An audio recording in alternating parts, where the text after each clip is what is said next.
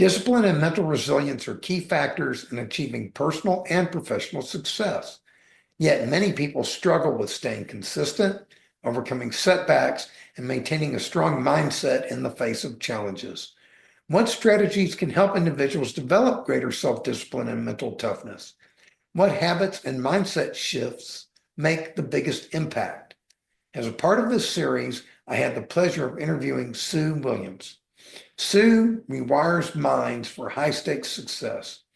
She's a clinical hypnotherapist and peak mindset coach with a background in sports psychology. She helps athletes and professionals crush self-doubt, silence mental noise, and perform with laser-sharp focus when the pressure is on. Her no-fluff science meets subconscious approach is built for those who are done playing small and ready to train their minds like they train their bodies or their business. Sue, thank you for being here. Oh, thank you, Stanley. It's a real pleasure coming to you from Australia, on the other side of the world. I have some very good friends in Australia, so hopefully I have one more. Definitely. Can you take a minute and tell us a little bit about your journey, how you got into this? I worked in education in the finance part of schools for 26 years. Purely by chance, we did a mindfulness professional development course for our teaching and our administration. And I hadn't really known what I wanted to do with my life up until that stage, and that's about 12, 13 years ago. So even though I had been working in a fairly high level with the finance side of it, it still wasn't really what I knew my calling was. And then as soon as we did the mindfulness, it was like that. Yeah, this is what I want to do. So I went into it much deeper. I got qualified as a mindfulness coach and practitioner. Then just naturally it led on to the hypnosis, and I trained to be a clinical hypnotherapist, which allows you to go so much deeper and help people more than just the straight mindfulness, although that's an amazing place to start. And I've just gone on from there. Always been interested in sport. I am a competitive horse rider, and I saw other women in their 40s, 50s, 60s and beyond who were suffering from negative mindset. They had probably gone away from the riding to have their family, perhaps to start a business. And then when they were in that time of life where the kids had left home, they had a bit of excess money to be able to spend on themselves, they were getting back into their sport, which they love. But our bodies change as we get older, particularly after we've had kids. They weren't as secure in the saddle. They may have had a couple of incidents and thought, oh, I'm not the rider I used to be. So I saw that there was a real need for someone to help them with their mindset and to get over the negative side of things, returning as not the rider they thought they were. So that's just gone on from there, and I help other athletes in a wide range of sport to do similar things. So you've just followed the breadcrumbs all the way. Absolutely, yes. And to where you are today. Yes. It's interesting that you talk about the mindset. My journey was kind of a little bit opposite. As you know, as I described to you, I had a massive weight loss journey where I used to be 367 pounds, and now I'm 145 pounds. So that's 220 plus pounds, over 100 kilos. And with me, my business career, my career was always good. My mind was always good. My mind was always sharp. I became an attorney. I became a certified public accountant. All those things were good, but was out of control with me was my body. And I wasn't devoting the same level of attention to my body. I wasn't listening to my body. I was out of touch with my body.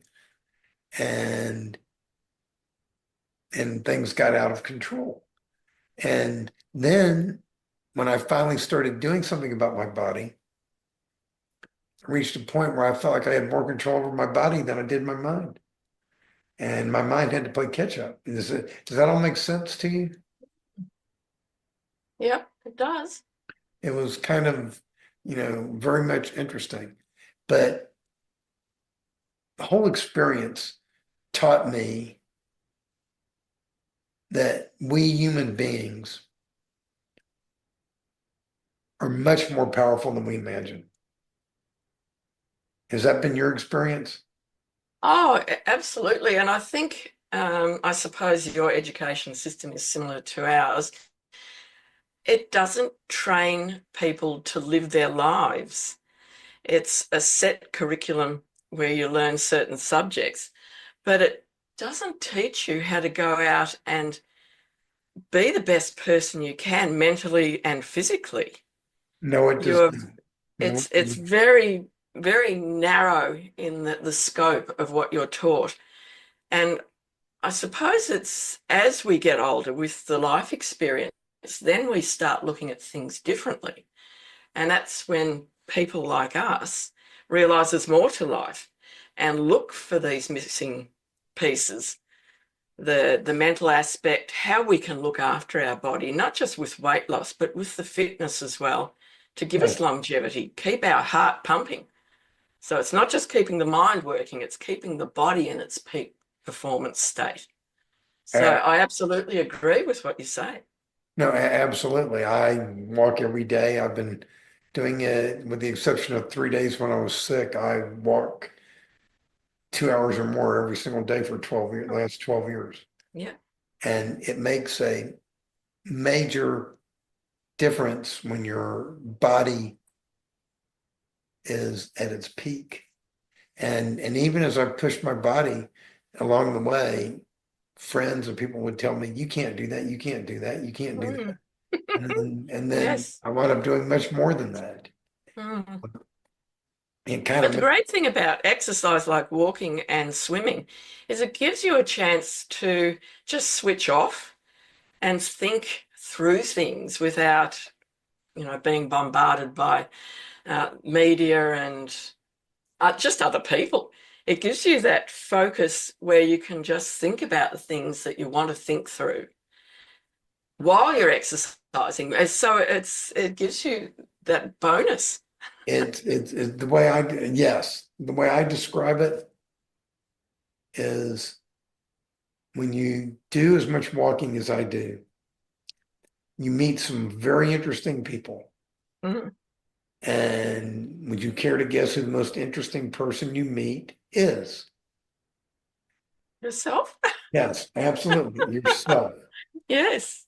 You learn who you are, you learn what you're all about, Mm. and you think. And I find that time, I mean, I walk during times when it's very quiet and I'm listening to meditation programs while I'm walking. Yeah. I listen to a lot of YouTube programs. Um, I listened to one of your interviews while I was out walking Thank you. to learn a little bit about you. Um, it's very, I tell people it's important that we devote some time every single day to ourselves. And we don't do that. We go to work, we go to our job, we do this, we have to take care of our family, we have responsibilities. And so many people, they're just going through the motions. And they just, That's so true. Yeah. And those of us in the helping professions, we devote so much time to other people.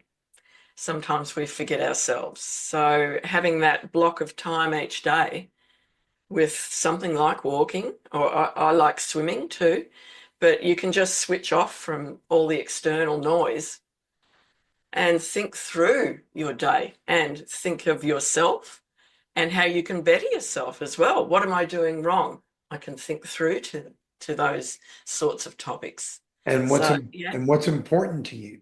yes. Mm. I mean, I teach a course to other attorneys, And the premise of the course is that you need to put your oxygen mask on first. Like they say when you're on an airplane, that Absolutely true. that Mm. you cannot do a good job. You're not going to be able to do the best job for your clients and for society unless you take care of yourself first. Mm. Yeah, if you're running on empty, then you've got nothing to give. Yes. Mm. So, can you tell us a little bit about what you're doing right now? You just got some new certifications, didn't you? Well, I've got quite a few. The most recent ones I've been doing have been in the area of helping animals a lot. I've been doing that recently, that as a side to Oh, me helping the humans, giving the animals a voice. I've recently become a zero ishiki practitioner, which is a Japanese healing modality. It is different from Reiki because Reiki, you channel source energy through you to give to your client or an animal, doesn't matter which. Instead, we connect to zero ishiki, which it's quite woo-woo for a lot of people. I'm woo-woo. I'm all for woo. I'm listening. So we look at source as being the highest level. What we think of zero ishiki is just the level underneath. So the source energy comes through zero ishiki, but instead of it being channeled through the practitioner, it's almost like we're a bit of a bystander, and we call on zero ishiki to help a certain client in a certain way, but the energy goes direct to the client. So we are watching, we're directing, but it goes straight to the client. So there's no opportunity to pick up negativity from the practitioner. And it's very, very quick. It works very quickly indeed. So that has been a real revelation to me. But I've also done more mainstream things. Training I've done in the past has been based on quantum biology, quantum physics, and epigenetics. So that's given me a real insight into how people can improve their lifestyle in so many ways. And even with the epigenetics, we look back and see ancestral illnesses like diabetes, heart disease, liver disease, even like the anger and frustration, all these things that seem to be passed down generation to generation. The amazing part is that we can switch off the genes that are causing that and turn on the genes that are going to give us so much more health, fitness, incredible mindset, get over these diseases, circumvent them by turning on the good genes, which is all about what epigenetics is. So that study was absolutely fascinating to me. So in other words, we can change. We can consciously change the way we live our lives and change our entire body. So it's, yeah, absolutely amazing what we I can do as humans. I feel like I'm living proof of that. Yes. Um, totally, I am not the same person at all No. that I used to be. But it's interesting, do you find as your clients change, what happens to them on the inside? Do they experience sadness? Do they experience regret with past mistakes they've made? Or do they learn to forgive themselves? Well, feeling that all those negative emotions, which is very common as they come to the surface, using the hypnosis is amazing because we can free the body of these stored negative emotions. And that seems to be what happens. We store them in different places in our body. Grief we store in our lungs, anger in our liver, um, regret and that type of thing in our heart. So we actually use the subconscious mind to free ourselves of those. So it's definitely step by step. we bring them to the surface, we get rid of the emotions that no longer are serving us, then we can move on to forgiving ourselves. Forgiveness is huge in this process because you have to forgive yourself to stop yourself going back to the habits that you had and bringing those negative emotions back in. And you forgive the people in your life, not for them, but for yourself.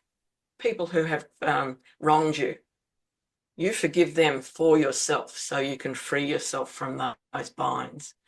Then you move on to installing these new positive aspects of your life. And it's so much easier as you go through that process. Forgiveness is a sign of strength, not weakness. Oh, absolutely. And then you have the gratitude as well. The gratitude, you're very grateful for being able to free yourself from all these things that have been holding you back. And grateful to yourself for realizing and moving on. So, yeah, all these positive things. I was reminded of the range of emotions, about a month ago. One of my cousins, who I've known my whole life, he sent me some pictures back from around 1995 when I was very big. And I sat there and I looked at the picture and I was immediately filled with two emotions. And they were on the opposite ends of the spectrum. Okay. The first emotion, I was immediately filled with immense disgust. Oh, okay. And it made me realize, I looked at my picture and it made me sick looking at it. But it made me realize how I used to feel about myself on some level, because if I still can feel that now, I promise you it was there. It's been there for a long time. But then immediately the emotion switched, and it switched to tremendous pride Yes. in where I am today and what I've done. And it would be very easy when I talk with people who've lost weight, it would be very easy to beat myself up, focus on all the opportunities I lost out on, all the opportunities I missed, the relationship opportunities I missed, business opportunities I missed. I could, focus on all of those, but instead, I have gratitude, as you said, for where I am now. And I actually, at this point, I actually appreciate that I went through those experiences. And I'm not even sure I would change my past experiences, because my past experiences made me into the person I am today. Yes. And I like the person I am today. Yes. And I have found that in my clients too. They wouldn't change their past for anything because of where they are now. And they wouldn't be where they are now if they hadn't had that life. So yeah. absolutely true. Yes. And it's funny when I look at all the people I grew up with, my life has been the exact opposite. They all started out healthy, and I've seen them as we've gotten older. I see changes in them. Whereas me, I feel like I'm going backwards. I'm getting younger. Benjamin Button. Exactly. That's what I didn't know. I didn't know if you know the reference or not. Oh, yes. But yeah, absolutely. That's very much the way I feel. And I think it's very much the way I act. And I'm a believer that we all can do that. And Yes. and you talk about family history, genetics. There's type 2 diabetes in my family. There's a history of it, both father, mother, one of my brothers. And I know through diet, I mean, I have no blood sugar issues whatsoever. And my blood work numbers are fantastic. And I think it's all through diet. And I think testimony to the power of diet. My oldest brother He's going to be 81 next month, and he exercises every day. Yeah. He eats a very healthy diet, just like I do. He accidentally, when he was exercising, he accidentally slipped and fell and broke his hip 6 weeks ago. Wow. He went to the doctor today. He had to have a hip replacement. He went to the doctor today. And after 6 weeks, mind you, he's going to be 81 years old next month. After 6 weeks, the doctor said he is further along in his recovery than many of the 20 and 30 and 40-year-old patients the doctor sees after 6 months. Wow. And a broken hip can be a death sentence for an older When person. you're that age, absolutely it can be. Yeah. Wow. That's Yeah. amazing. And he complains that he's not recovering as quickly as he wants to. And I said, most people when they're that age, it kills them. I mean, Yes. and you know, he's doing his Pilates again, and he's Oh, you know, wow. doing other things, and like come on. It's so, but the point is, I'm a very big believer in mindset, very big believer in healthy eating. And for me, it's walking.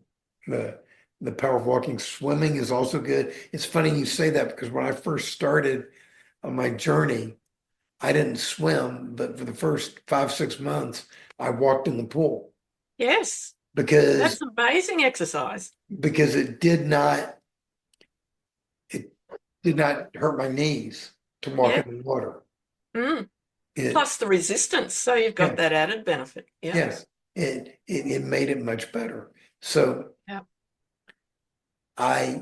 if someone wanted to get started on something in their life, say permanent weight loss,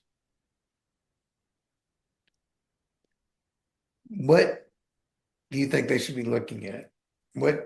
How would you recommend they get started so that it's permanent, not temporary? Yeah. I personally, because I have experienced it myself and through my clients, is the hypnosis, which is amazing. I know you would prefer to go a different way, but this is No, that's not my true. technique. I've done hypnosis. Yeah. I am not against hypnosis. Not at all. Yeah. Well, I would say just with my protocols, the hypnosis first, we can find out if there are any underlying issues that are causing you to hold on to the weight. And often it's a protective mechanism. It can be, just for an example, with women, it can go back to their teens, perhaps something, a sexual advance that was not wanted, Yes. comments about their body at that really crucial time of their lives. And the mind thinks, well, I'm going to protect you by making you so big that Yeah. physically you're going to be distanced from people, but also you're not going to look attractive to so many people. So I'll protect you that way. And that's the mind's job. The subconscious mind's job is to protect you. So Yeah. often that can be something that's been embedded in the subconscious since the teen years. So that's just one example. But if that is the case, then we can go in and speak to the subconscious mind, get rid of the negativity, install new positive mindset. And then that will help you so much with moving on, losing the weight without fearing that something is going to happen. And then we can also instill a preference for healthy food. Get away from the junk food, which your mind often uses as a comfort. And we change that mindset as well. So there are a few steps to getting to that permanent weight loss, but also to celebrate as you go along. Yes. Wow, I've lost the first 10 pounds. How amazing is that? Go me. Yeah. And we Absolutely. install that sort of positive mindset as well, that you congratulate and celebrate as you go along. So, Buy some new yeah, there clothes. are a Buy few some new steps. clothes. Buy new clothes. That feels good. Yes, yes, reward yourself. Give away your old ones. That's it. Yeah. No going back. I'm buying these new clothes in the smaller size, donating to charity, these clothes that I will never wear again. And yes, so there are a lot of steps along the way, but they're all complementary. And it makes that journey not easy, but perhaps easier than it would be. 2 points. First, a real quick side note. I remember when I gave away the first time I gave away all those clothes, several people, including family members and friends, said, "Why'd you give those clothes away? What if it happens if you need them again?" Yeah. And I turned to them and I said, "Thanks for the vote of confidence." Yes. Yes. Yeah. And then I hung up the phone on them. Ah, you know, waiting for them to call me back. But do you find when you're looking for those root causes, let's go a little woo-woo again. Absolutely. Do you ever find that those root causes are in a past life? Well, one of the forms of hypnosis I do is visiting past lives. And again, that's all to do with the epigenetics in a way, because these things can be handed down through the generations, but not necessarily your male and female lines. They could come from past lives. And they have been stuck in you for generations from a different source. So not directly your bloodlines, but from past lives. And I know that all this stuff seems to be kept more a secret than it should be, because there has been a lot of research done on past lives and things that have been proved beyond a doubt. I had a client who did past life therapy with me. She went back to a farm and we worked out it was in Germany. She had no idea about the German people in her life. She had no idea there were German people in her history. And she went back, was on a farm. It would have been probably in the 1930s or 40s, by the dress, by the technology or lack of. World War And II. she's, yeah, yeah. And she, after the session, went and checked her heritage and found out, yes, she even found out who the people were and where they were living. And she had no idea about them whatsoever before we did this regression. No, I'm Just very, amazing. I'm a very big believer in past lives. Mm. Past life therapy I've had. So I didn't, when we talked earlier, I didn't want to, I may have given you the wrong impression. I am not against hypnosis at all. I'm just saying that I think sometimes people are able to figure things out Well, without if having done hypnosis. That's all I'm saying. yeah, yeah, but it just helps. Yeah. It'll help trigger things that need to come out, because the subconscious mind hangs on to anything that it can to protect you, as I said. Yes, it does. And also, when we were talking before, if you're trying to rely on just willpower for dieting, willpower is using the frontal lobe, your conscious mind. We need to get into the subconscious, get to the amygdala, which is where your fight, fright, or freeze, those actions are held. And if that amygdala is switched on all the time, it's causing the cortisol and the adrenaline just to be running all the time. And this is where you get the jitters and you can't sleep. And so you get in there, find out the cause, and then calm that amygdala down. And then your life is so much easier. And it's not switched on all the time. You've got this stress, this fear. So the hypnosis is amazing for overcoming that. And just when you're calmer, you can think more clearly. you can realize that you need to have good nutrition, you need to exercise, rather than this tension and stress. It's such a fantastic modality for overcoming that. And I think a lot of it is changing our identity. For Mm, example, I eat nothing but healthy food. That's all I eat. I mean, and I mean, I went on a 9-day trip to Europe 6 months ago and didn't eat anything I should not have eaten mhm. on a trip like that. But for me, what has helped me, I don't think I exercise willpower anymore. It's gotten past that point. I am a person who eats healthy. So when I eat healthy food. Yeah, I don't even have to decide anymore, am mm, I going to eat healthy or unhealthy? It's not who I am. yeah. The decision is gone. The willpower is gone. You you move past that point. If Oh, it, and as you say, you look back to the person you were and you realize that at some point along that journey, you have changed into a different person altogether. So that's absolutely true. um, as we go to wrap this up, is there anything you want to talk about? Anything you want to add? Anything you're working on? Anything you want to say? Um, well, I did mention to you before, I have developed a modality called neurobiogetics, which is targeted to the athletes that I work with based on the hypnosis and then the nutrition and the exercise. We talk about the three-legged stool for the athletes. You can Hmm. have the nutrition and you can have the training, all the physical aspects.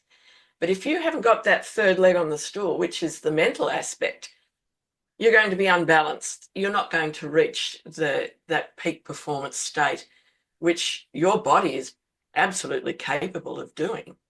But without that mental aspect, yeah, you're not going to be the best.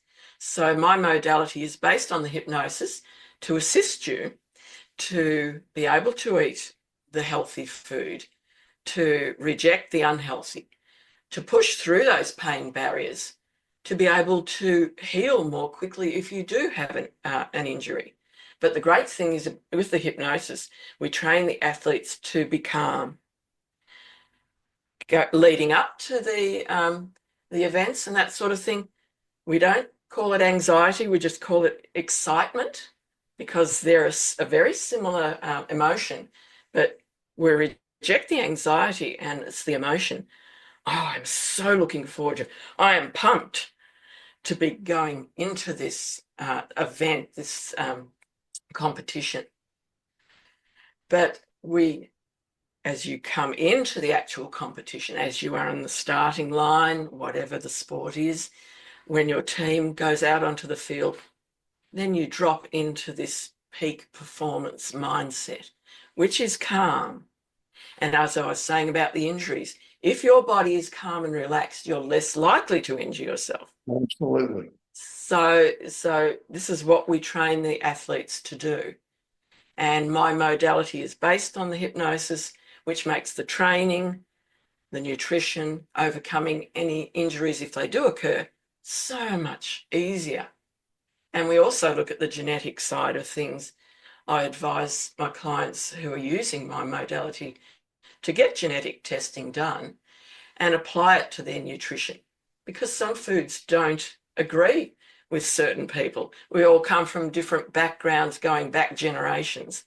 So if you are just an example of an Italian descent, the foods from that area are what your body is going to be wanting rather than food from Anglo-Saxon background, which is quite different, very Mhm. different diet. So I encourage them to get their genetic testing done in relation to nutrition. And there are all these little building blocks within the modality that allow you to reach peak performance. Do you work with people remotely? Yes, I absolutely do. It's, I suppose, being locked away for that amount of time a few years ago really benefited people like me because it trained people to live online. It's the same thing with me. I'm one of those rare people. I thrived during COVID. Mm, The world slowed down long enough for me to do some great things. yes, But me too. but the gentleman who lives 10 houses down from me who died, I'm sure, and his wife who's still alive, I'm sure they would have different opinions about it. Absolutely, yes. Oh, there are many sides to the pandemic, but those of us who were able to benefit from it, we've come out the other side being able to do so much more than we did before. But I work with people all around the world purely because now we can access this online area, and it's as if we're in the same room. And the hypnosis works so well online because the person can be in their own home, they can be relaxed, they can take as much time after the session just to lean back, let the mind process what has happened in the session. And it's so beneficial. They block out a certain number of hours in their day, they have the session, and then they can take as long as they like to process it afterwards. It works brilliantly. Sounds fantastic to me. Um, Thank you very much for taking the time to talk with us. Oh, thank you. It's been amazing. I just love to talk about all these things, and speaking with like-minded people, just it excites me so much. Well, it's funny when you say that. I always tell people I don't focus just on the food I put in my mouth. I focus on the thoughts I put in my head and the people I surround myself with. That's so important. You are good people. Thank you. And you. Thank you. I hope so. I work on it. Thank you very much. Oh, yes. Okay. Thank you. Thank you, Stanley. It's been a delight talking to you.